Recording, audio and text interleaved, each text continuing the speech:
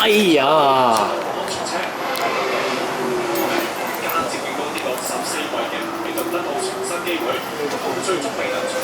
大波區咯，就係、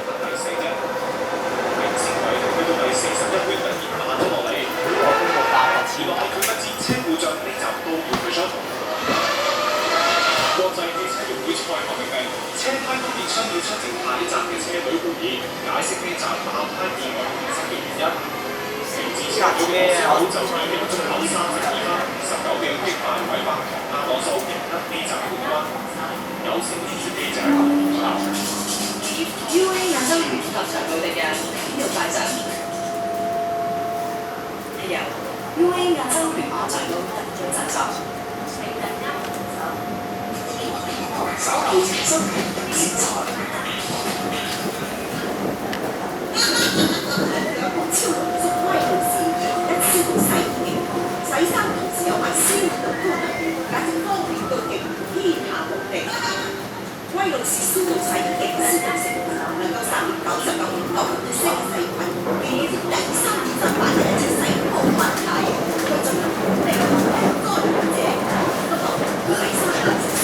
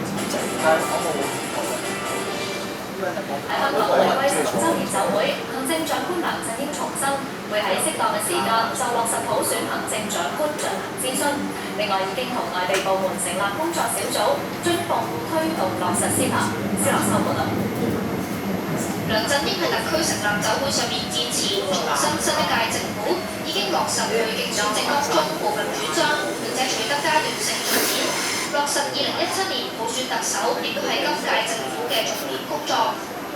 政府會本着最大嘅誠意同埋承擔，喺適當時候進行諮詢。特區政府希望持不同主張嘅朋友能夠以包容、務實、理解同埋厚道嘅態度，尋求最大嘅共識。佢又感謝國家對香港嘅優惠政策，涉華頒布10週年，盡量用好呢個安排對香港極為重要。特區政府同6個中央部委、7個廣東省部門成立嘅司法獨立工作小組，13日前舉行首次會議，同意向香港電影、會計、建築、產業策略、產業估價、物業管理服務、醫療衞生服務等每一項開放。佢又話香港嘅未來發展機遇同困難並存，特區政府會繼續穩中求變。梁振英話喺慶祝特區成立週年嘅同時，可以成功落實一國兩制，取得應對眼前問題嘅信心。有線電視記者施樂秋報道。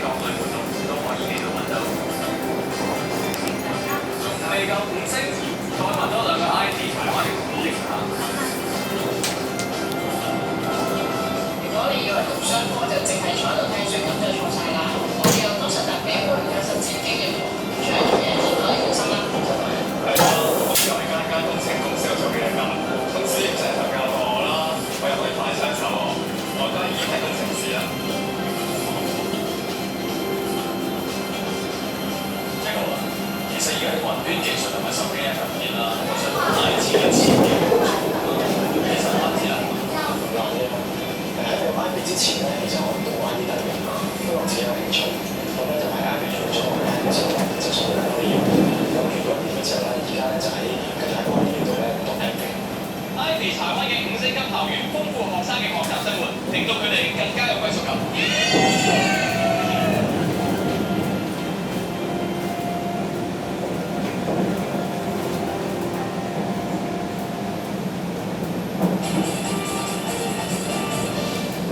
灣仔金紫荊廣場朝早就舉行回歸16週年升旗典禮，葉貝林講下。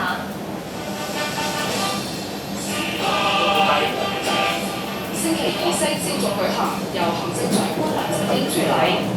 兩個前任行政長官今年只有王全出席，曾蔭權有獲邀請但冇出席。其他出席嘅嘉賓仲有中聯辦主任張曉明、特區政府高層人員、社會各界人士，大約2500人。升旗禮舉行前，梁振英特別走近觀禮嘅市民握手，對於新政府上場1週年，市民有讚亦都有彈。就即係對於我哋長者嚟計啊，本地咬嚟好啲，好嘅就記得好嘅啲時間就唔一爭拗多嗰啲。佢樓價嗰啲可能佢應該改善緊啦，但係嗰方面佢可能仲，我諗相信呢個唔係長期性嘅問題，係要改善，唔係一時一刻去做咯。有嚟睇升旗禮嘅市民話，新班子上任只有1年，應該咁快落定論，話政府做得唔好，要俾多啲時間政府改善社會問題。有線電視記者連報道。一批社民連成員喺升旗禮舉行嘅時候就去到場內抗議，要求特首梁振英落台。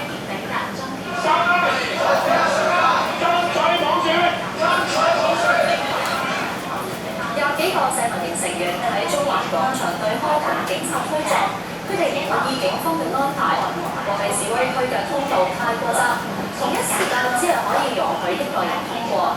佢哋最後去到示威區，高叫梁振英落台口號，而且焚燒梁振英嘅肖像同請願信之後散去。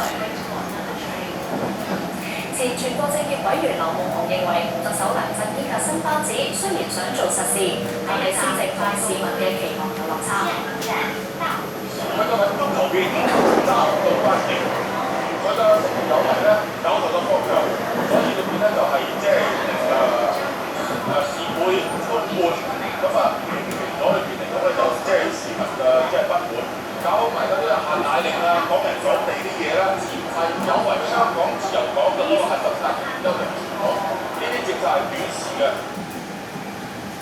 我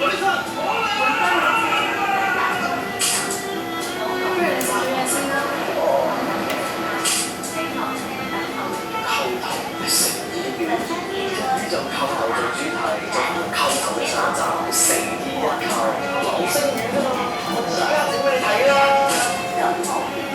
呢個邊我哋記住嘅？講咩啊？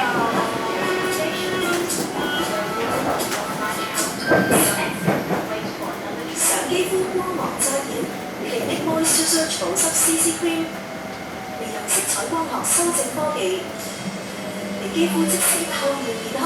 甜美光芒，奇力 Moisture Surge 保濕 CC Cream。唱歌條路好得㗎，所以我更加要試。咩啊？就係前。列車嘅大會終點站車上乘客請離開車廂。